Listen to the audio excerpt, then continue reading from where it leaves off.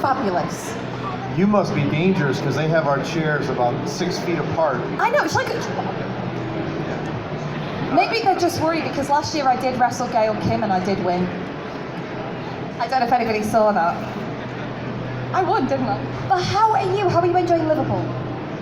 Well, you know what? The only bad part about it is it's just so quick. In and out. Came in yesterday, last night, checked into the hotel, got up this morning, got ready to come here, and I leave tomorrow morning real early, so no time to do anything. That sucks. You should have stayed a few more days. Or you'll have to come back.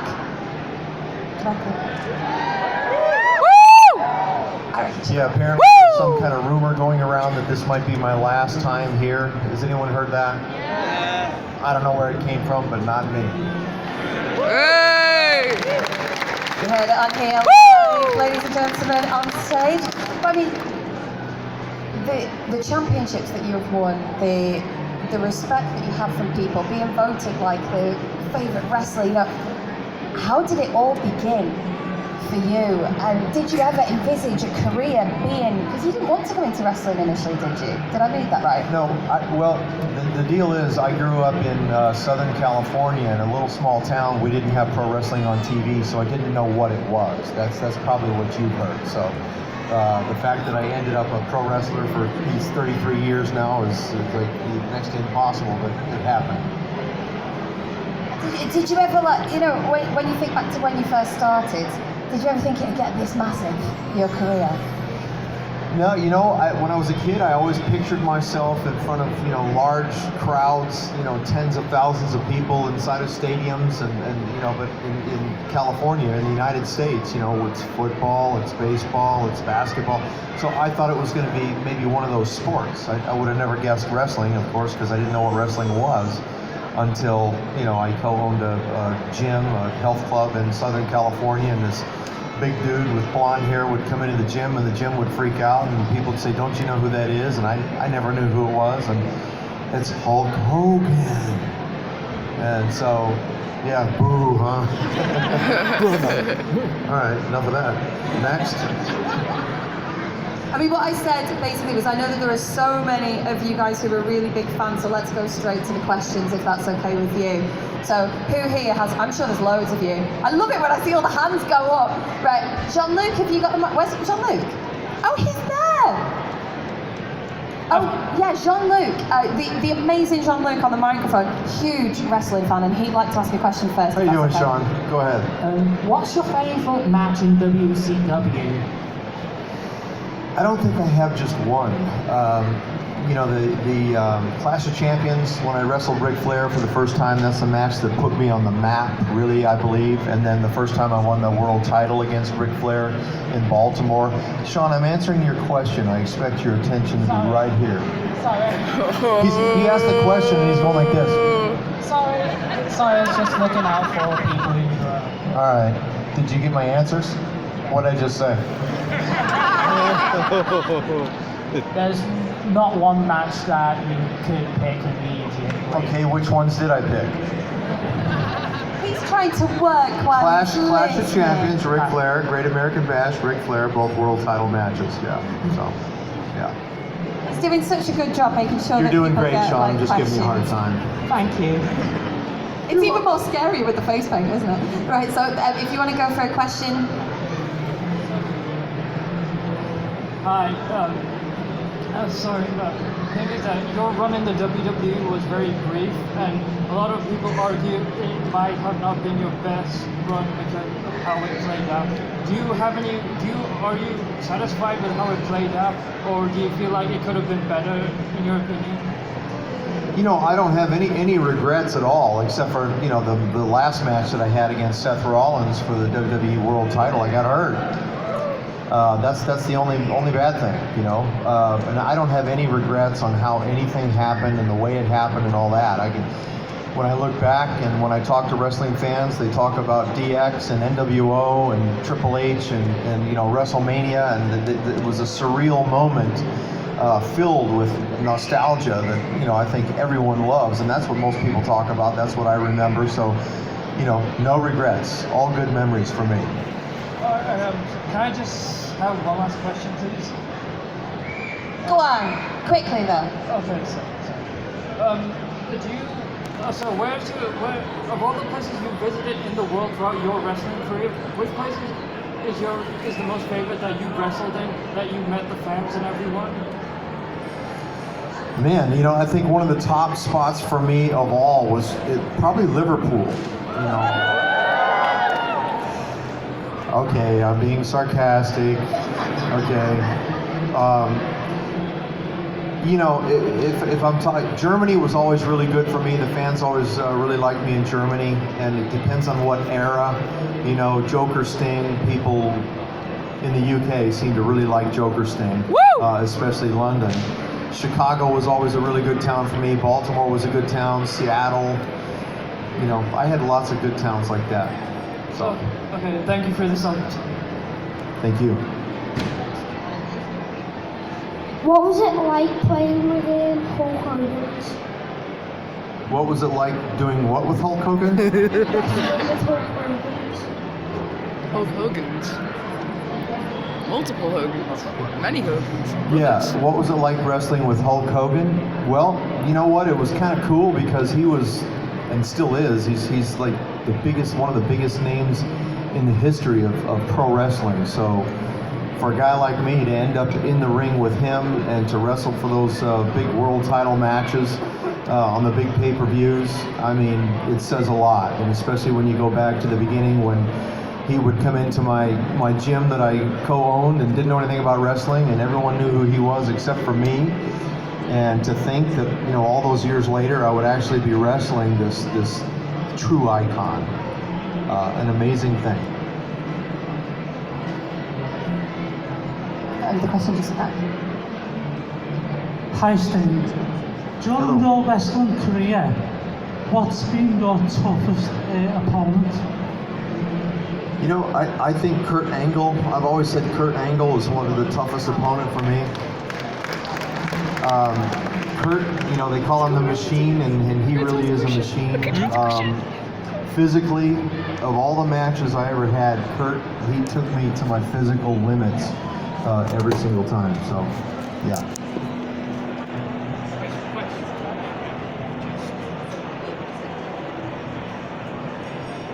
Hello.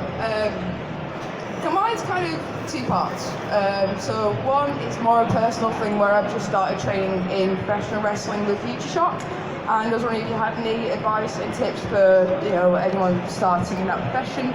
Also, did it bother you that WWE kind of glanced over your time with TNA and you're proud of what you accomplished with the company? Well, the first part of the question is just keep your mouth zipped up and your ears wide open, and you'll go a long ways. Just on that alone, that's going to help a lot. And so I didn't understand the second part of the second question. When they talked about like what you've been doing when you returned to WWE, they kind of skipped TNA. Are you proud of what you accomplished with the company? Did you enjoy your time there? With TNA? Yes. I had a lot of fun with TNA, yeah, I really did. And, you know, it was one of those times, too, where, you know, my character changed and it kind of evolved with what was going on and with the times and all that. And during that time with TNA, it changed again. And, you know, we did the whole Joker Sting thing, and I had a lot of fun doing that. Probably, you know, to be honest with you, that was one of the funnest times ever for me because I was allowed to kind of step way out on a limb, and it was awesome. I love that. It was something so different, so manic. Plus the interaction you had with Hulk Hogan was just, yeah, it was a really great storyline. Yeah, thank you. But people here just love that for some in the United States for whatever reason. I mean, it was either they hated it or they loved it. There was no in between at all on that one. By the way, have you all met my brother? My brother's here today. He's standing right over there.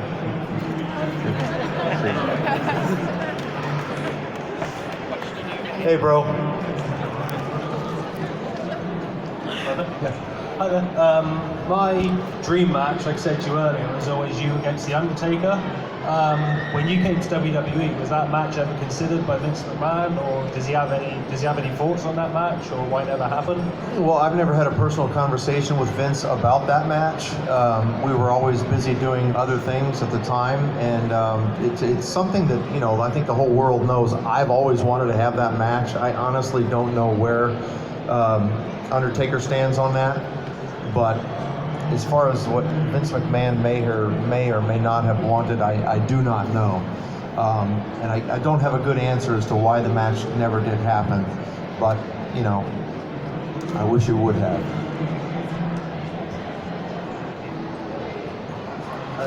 At WrestleMania, who would you like to face and what type of match you could? Well, I just kind of covered that, but it would be Taker. You know, that's one match that I've always wanted to have, and I believe it would be a night that people would never forget. That would be pretty epic.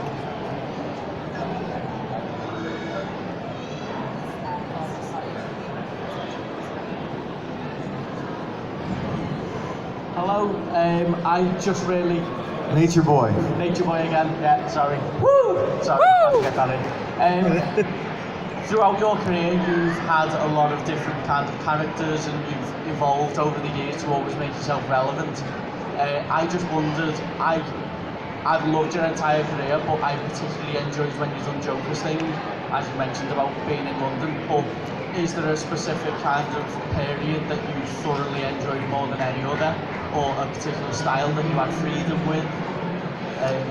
Good question. Yeah, I would say the Crow character, because you know, that was the first real massive major change in my character, and I was allowed to, by then I had enough status where I had a lot of creative control over some of the stuff that was going on.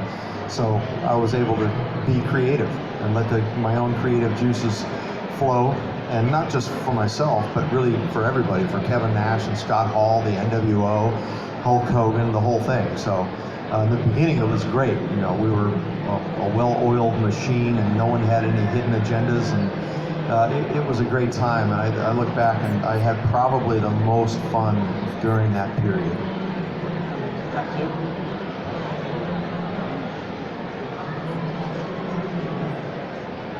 You're right, Steve.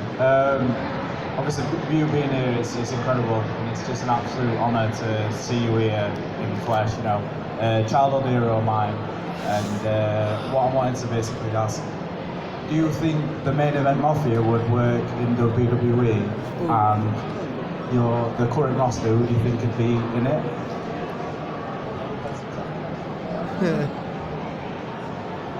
Man, you know, I think it could work, and I don't have a good answer for that one. I don't know who would work on that one. I don't know. Yeah, no, I don't have any good answers on that one. All right, sorry about that. And do you think we might potentially see you on a weekly basis again? Because seeing you on Raw the other week was just incredible to see. It's been such a long time. But, you know, if the opportunity were there for you to be on a weekly basis, you know, TV again, that'd be amazing. So, but yeah, thank you anyway. Thank you for your time. Thank you, yes. And I would consider something like that, so. Woo! Saying no. Who is, you know, in tag team, who's been the best partner you've been with? Sting for GM. Sting for GM. Man, I GM of Raw. don't know. I'd have to say, you know, I haven't had a lot of tag team partners, first of all. So, you know, I some of the matches I had with Lex, I think, were good. Yeah. Nice to see you anyway. Good to see you too. Thank you.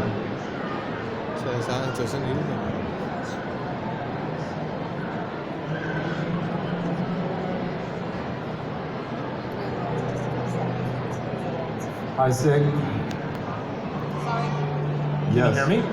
Yep, we got you. Actually, I love the fact that my guy is I'm just called John wondering, Luke. like lots of wrestlers now are doing podcasts John and Luke stuff. Picard. Would you ever think of doing one, or maybe even not a wrestling based one, but one based on your faith or something like that? I have no interest in doing podcasts, and no, I don't. I'm kind of a private person overall. It's amazing because my work is public, but yeah, I like the privacy, so no.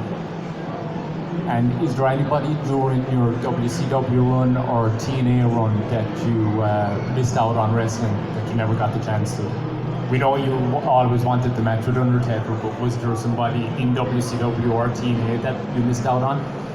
Man, I wrestled just about everybody, so nobody I can think of. Thanks, Tim. Thank you. We've got time for 2 more. Okay? Do you think it'll work if Cody Rhodes came to WWE again?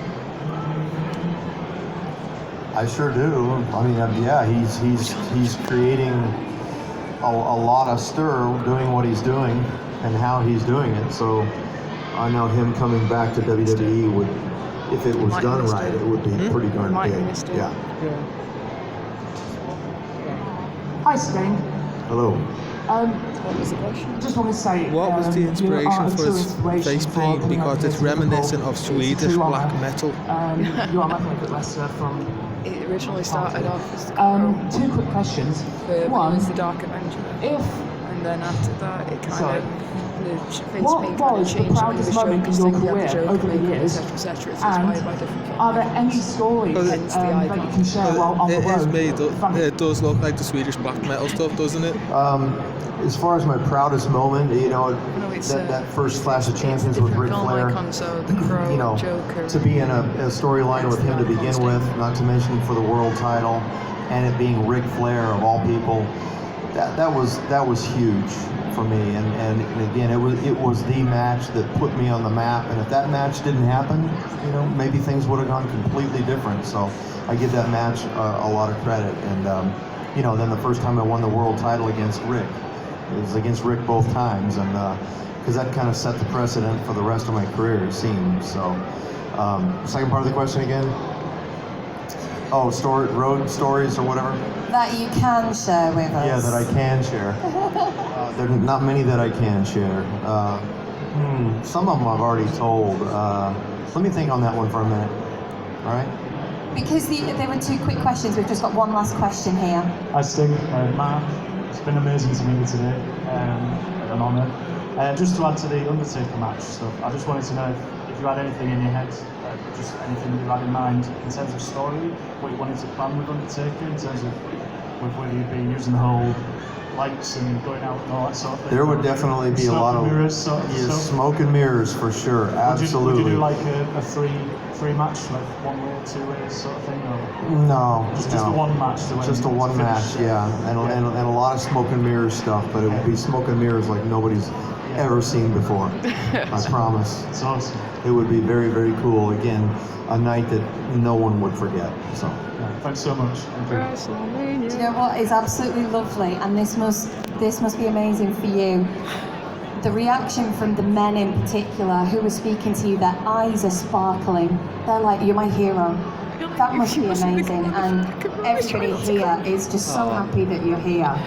Yeah, it's great to be here too. You know, you had asked me what's it like. Did I ever believe that it would turn into something like this? And as I look out, this is not really my brother over here, but I mean, you know, you got grown men dressed like this, and there's a few others that are, you know, like Crosting, you know, running around here, and kids that are dressed up the same way. It's amazing. And then to actually hear what some of the both male and female fans have to say about how somehow or another my work in the ring and the storylines with all my opponents somehow affected their lives and got them through some tough moments. You know, I have grown men that you know, their lips are quivering and their tears are coming out of their eyes, and they're telling me that they're very grateful because the only time that they had with their dad was sitting down to watch me wrestle. Stories like that it's pretty cool, and you don't realize what kind of an impact that you actually have on people until, you know, 30 years later. For me, 33 years later, I get to hear all these stories, and it's an amazing thing. I really do respect and love all the wrestling fans, and I love the respect that you guys give. it's always good to be here. I love being in Liverpool, and I wish I could stay longer and see a game, for crying out loud. My agent's going to go watch Liverpool play tomorrow. No, Monday, I think. Anyway, yeah, I just said something good, man. I love you guys.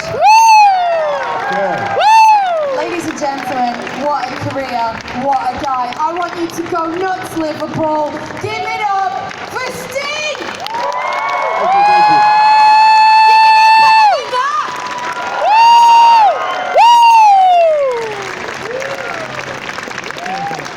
Royalty.